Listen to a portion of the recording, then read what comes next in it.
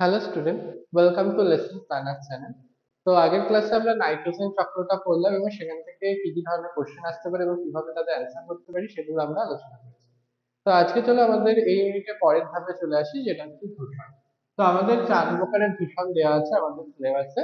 তো আমরা আজকে বায়ু দূষণ এবং জল দূষণ, এই দুটি দূষণ নিয়ে একটা আলোচনা করব। প্রথমে আসে বায়ু দূষণ।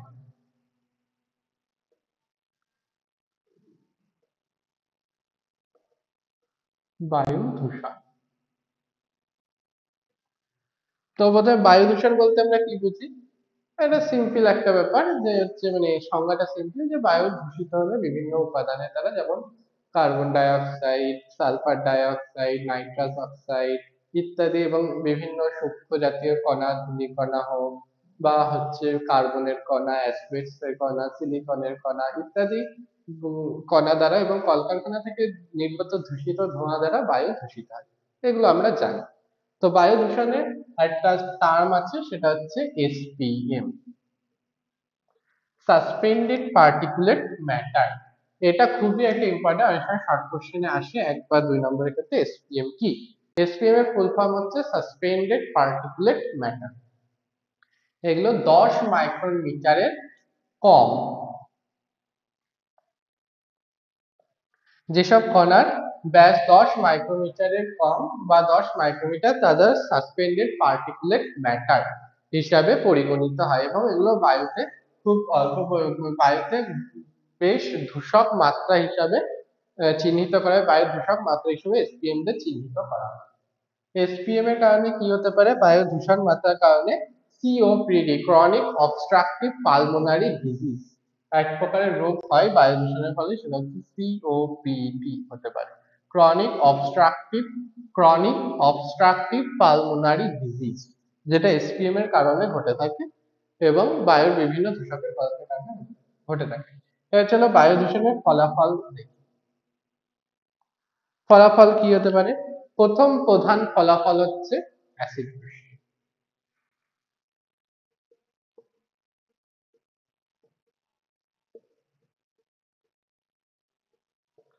অ্যাসিড বৃষ্টি, অ্যাসিড বৃষ্টি কিভাবে হয়? বায়ুর মধ্যে বেশি পরিমাণে নাইট্রোজেন গ্যাস বা নাইট্রোজেন গঠিত যৌগ এবং সালফার ডাই অক্সাইড, এসও2 পরিমাণ বৃদ্ধি পেলে কি হয়?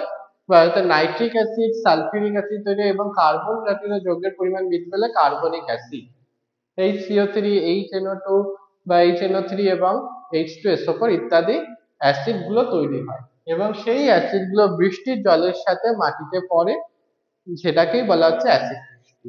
এবং অ্যাসিড বৃষ্টির ফলে কি কি হয়? অ্যাসিড বৃষ্টির ফলে মাটিতে, ভূমির পিএইচ পরিবর্তিত হয়। কারণ কি? অ্যাসিড মানেই তো হচ্ছে লঘু পিএইচ, মানে কম পিএইচ, তাই অ্যাসিড বৃষ্টিতে মৃত্তিকার পিএইচ পরিবর্তিত হয়। এখন পিএইচ চেঞ্জ হলে কি হয়? মৃত্তিকাতে যে সকল অণুজীবরা থাকে, উপকারী অণুজীবরা থাকে, তাদের উৎসেচক গুলো পিএইচ পরিবর্তনের কারণে আর কাজ করতে পারে না। তাই এদেরকে, তাই অ্যাসিড বৃষ্টির ফলে পিএইচ পরিবর্তিত হলে অণুজীবদের পরিমাণ হ্রাস পায়। এছাড়াও গাছের ওপর প্রভাব,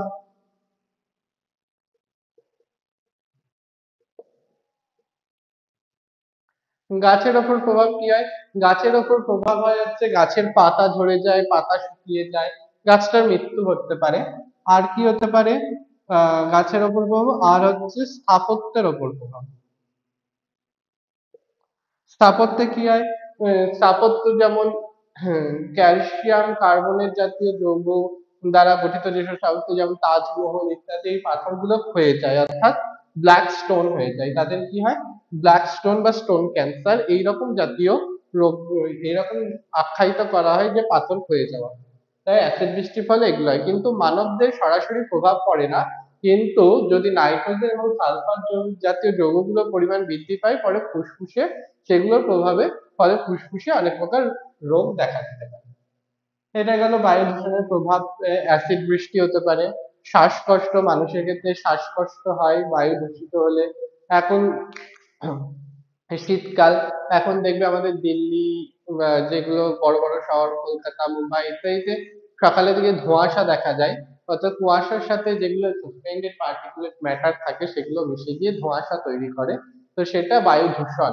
খুব বেশি পরিমাণে থাকলে সেই ধোঁয়াশার সৃষ্টি হয়। তো এর ফলে মানুষের দৃশ্যমানতা, অর্থাৎ যাতায়াতের ক্ষেত্রে দৃশ্যমানতা কমে যায়, অ্যাক্সিডেন্টের পরিমাণ বেড়ে যায়, রোগ মানে ফুসফুসের রোগ লক্ষণ প্রকাশ পায়, শ্বাসকষ্ট, হাঁপানি ইত্যাদি রোগ লক্ষণ প্রকাশ পায়। আর কি হতে পারে অ্যাসিড বৃষ্টির প্রভাবে? অ্যাসিড বৃষ্টির প্রভাবে এই তো ভূমির পিএইচ পরিবর্তন, গাছের উপর পড়া, স্থাপত্যের উপর পড়া ইত্যাদি ইত্যাদি হতে পারে। ও, আর পুকুরের জলেও সেম হবে, ভূমির ওপর যেটা হলো পুকুরের জলেও সেম হবে, অর্থাৎ পুকুরের জলের পিএইচ ও পরিবর্তিত হবে। ফলে জলটা ব্যবহারে অযোগ্য হবে বা জলজ প্রাণীদের বসবাসের অযোগ্য হয়ে যাবে এবং সেখানকার অণুজীবদেরও বসবাসের অযোগ্য হয়ে যাবে। এগুলো হচ্ছে বায়ু দূষণ অর্থাৎ অ্যাসিড বৃষ্টির প্রভাব। আরেকটা বায়ু দূষণের প্রভাব হচ্ছে গ্রিন হাউস এফেক্ট।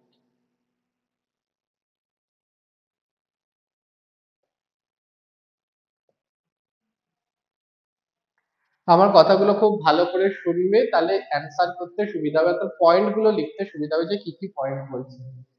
প্রথমে হচ্ছে ফলাফল হচ্ছে অ্যাসিড বৃষ্টি। অ্যাসিড বৃষ্টির মধ্যে অ্যাসিড বৃষ্টির ফল, অ্যাসিড বৃষ্টিটা কিভাবে হয় সেটা লিখবো এবং অ্যাসিড বৃষ্টির ফলে কি কি হয় সেগুলো আমরা অ্যান্সার করবো।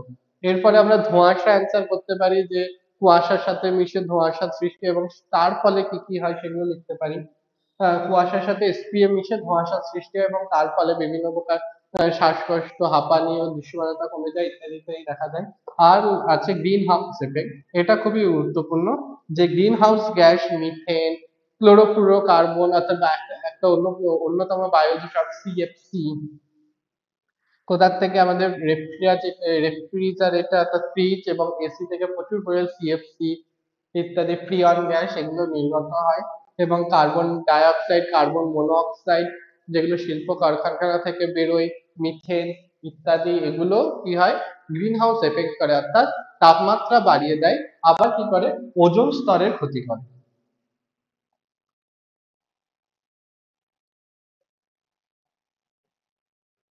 গ্রিন হাউস এফেক্ট, যেটা আমরা সবাই জানি গ্রিন হাউস এফেক্টটা কি। আর ওজোন স্তরের ক্ষয় করে। ওজোন স্তরের ক্ষয় করার ফলে কি হয়, অতিবেগুনি রশ্মি প্রবেশ করে এবং মানুষের ত্বকের ত্বক ক্যান্সারের বৃদ্ধি করে। তাহলে এগুলো হচ্ছে বায়ু দূষণের প্রভাব। এবং বায়ু দূষণের কারণ কি কি, কলকারখানার ধোঁয়া, রেফ্রিজারেটর, ফ্রিজ ব্যবহার ইত্যাদি ইত্যাদি, জ্বালানি বেশি পরিমাণে ব্যবহার, এগুলো সব বায়ু দূষণের কারণ। এবং ফলাফল, মেনলি ফলাফলটাই আসে। তো ফলাফল অ্যাসিড বৃষ্টি লিখবো, এসপিএম এর কথাটা লিখবো অবশ্যই, এসপিএম টা কি এবং এসপিএম এর সাথে আরো বিভিন্ন রোগ জড়িয়ে আছে সেগুলো আমরা একটু দেখে নিই। এসপিএম এর সাথে আর কি কি রোগ আছে, যেমন অ্যানথ্রাকোসিস। অ্যানথ্রাকোসিস অ্যানথ্রাকোসিসে কার্বনের সূক্ষ্ম কণার ফুসফুসে প্রবেশ করলে লাং ক্যান্সার বা ব্ল্যাক লাং ডিজিজ হয়, সেটাকে অ্যানথ্রাকোসিস বলা হয়। তারপরে সিলিকোসিস, সিলিকন। তারপরে বিজিনোসিস, অর্থাৎ বিজিনোসিস কি, বিজিনোসিস হচ্ছে সূক্ষ্ম তন্তু অর্থাৎ সুতো হৃৎপিণ্ডে প্রবেশ করে, সুতো ফুসফুসে প্রবেশ করলে যে রোগটা হয় বিজিনোসিস। সিলিকন কণা, সিলিকন কণা সিলিকোসিস, অ্যানথ্রাকোসিস কার্বন কণা। আর কি আছে, অ্যাসবেস্টোসিস, অর্থাৎ অ্যাসবেস্ট কারখানায় যারা কাজ করে, অ্যাসবেস্টোসিস। অ্যাসবেস্ট কণা ফুসফুসে প্রবেশ করলে, এগুলো সব এসপিএম এর আন্ডারে পড়ছে, অর্থাৎ 10 মাইক্রনের কম যাদের ব্যাস। তো এইটা গেল বায়ু দূষণ। আশা করি বুঝতে পেরেছো কি কি কোশ্চেন আসতে পারে এখান থেকে এবং কিভাবে আমরা অ্যান্সার করবো, শর্ট কোশ্চেন কি কি আসতে পারে সেগুলো আমরা কিভাবে অ্যান্সার করবো, নামগুলো লিখবো এবং কি হয় সেটা লিখতে হবে। সিলিকোসিস হৃৎপিণ্ড সবই, এগুলো সব কোথায় হয়, ফুসফুসে হয়, হৃৎপিণ্ড হয় ফুসফুসে। সিলিকোসিস ফুসফুসে করার জন্য, অ্যানথ্রাকোসিস ব্ল্যাক লাং হয়ে যাবে, সিলিকোসিসে হোয়াইট লাং হয়, বিজিনোসিসে সুতোতে ওটাই হোয়াইট লাং হয়, অ্যাসবেস্টোসিসও আছে, এগুলোতে নখ ফেটে যায়, নখ কালচে হয়ে যায়, নখ ফেটে ফেটে যায়, এরকম ধরনের রোগ লক্ষণ প্রকাশ পায়। এবারে আমরা আসি জল দূষণে।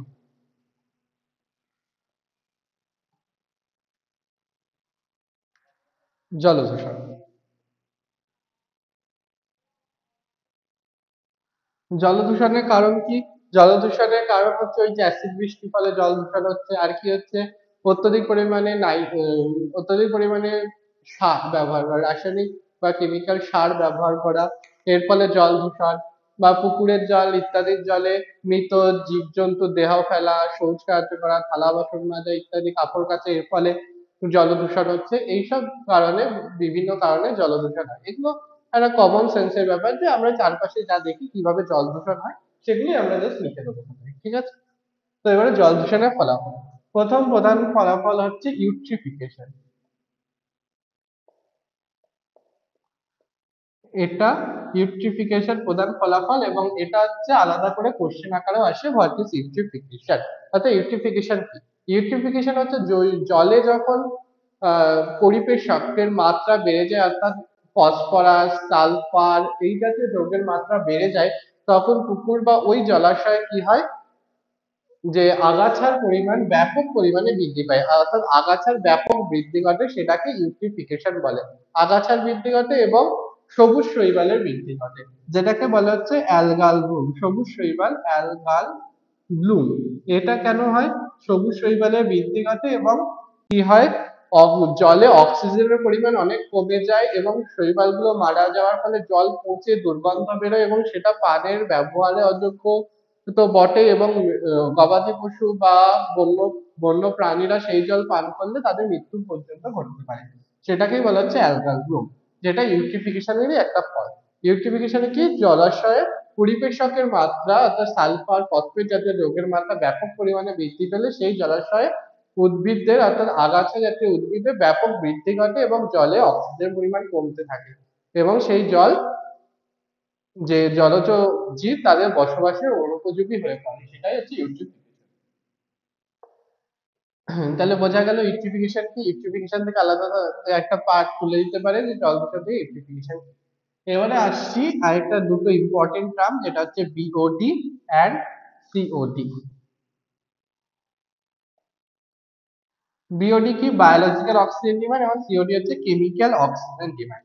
বায়োলজিক্যাল অক্সিজেন ডিমান্ড বলতে অর্থাৎ সেই জলাশয়ে বা কোনো একটি একক পরিমাণ জলে যে উপস্থিত জৈব ভঙ্গুর বা জৈব পদার্থকে বিয়োজিত করতে, অণুজীবদের দ্বারা বিয়োজিত করতে যে পরিমাণ অক্সিজেনের দরকার হয় তাকে বলা হয় বিওডি, বায়োলজিক্যাল অক্সিজেন ডিমান্ড। এর একক হচ্ছে এমজি পার লিটার, এটারও তাই, এমজি পার লিটার। তাহলে সংজ্ঞা কি, একক পরিমাণ জলে জৈব ভঙ্গুর পদার্থ অর্থাৎ জৈব যৌগের বিশ্লেষণের জন্য, অণুজীবদের দ্বারা বিশ্লেষণের জন্য যে পরিমাণ অক্সিজেনের প্রয়োজন হয় তাকে বিওডি বলা হয়। আর সিওডি হচ্ছে জৈব অভঙ্গুর পদার্থে রাসায়নিক ভাবে জারিত করা যায়, অর্থাৎ রাসায়নিক বিয়োজনের জন্য যে পরিমাণ অক্সিজেনের প্রয়োজন হয় তাকে বলা হয় কেমিক্যাল অক্সিজেন ডিমান্ড। এর মাধ্যমে কি হয়, বায়োলজিক্যাল অক্সিজেন ডিমান্ডের মাধ্যমে কোনো জলাশয় কতটা পরিমাণ অণুজীব আছে বা কতটা পরিমাণ জৈব পদার্থ আছে সেগুলো আমরা পরিমাপ করতে পারি। আর কেমিক্যাল অক্সিজেন ডিমান্ডের মাধ্যমে কত অজৈব পরিমাণ বা কতটা দূষণ হয়েছে সেটা আমরা পরিমাপ করতে পারি। এবং নর্মাল ক্ষেত্রে বিওডি এর মাত্রা কত থাকা দরকার, পানীয় জলের ক্ষেত্রে 1 থেকে 2 এমজি পার লিটার থাকা দরকার। 0 হলে তো খুবই ভালো, বা না থাকলে 1 থেকে 2 পানীয় জলের ক্ষেত্রে। এবং এই বিওডি এবং সিওডি পরিমাণ পরিমাপ করে আমরা দেখতে পারি যে কোনো জলাশয় সেটা পানের উপযোগী বা ব্যবহারের উপযোগী কিনা, কোনো একটা জলাশয়। তো জল দূষণ এবং বায়ু দূষণ থেকে এই ধরনের কোশ্চেন আসতে পারে, তোমরা খুব ভালো করে খেয়াল রাখবে। যেটা হচ্ছে অ্যাসিড বৃষ্টি কি, তার প্রভাব, ইউট্রিফিকেশন কি, তার ফল, এবং বিওডি সিওডি কি, সেটা কি কাজে ব্যবহৃত হয়। এই কোশ্চেন গুলো খুব ভালো করে অ্যান্সার করবে। কোথাও বুঝতে অসুবিধা হলে তোমরা কমেন্টে লিখো, আমি আবার বোঝানোর চেষ্টা করবো। তো আজকের ক্লাস এই অবধি, টাটা।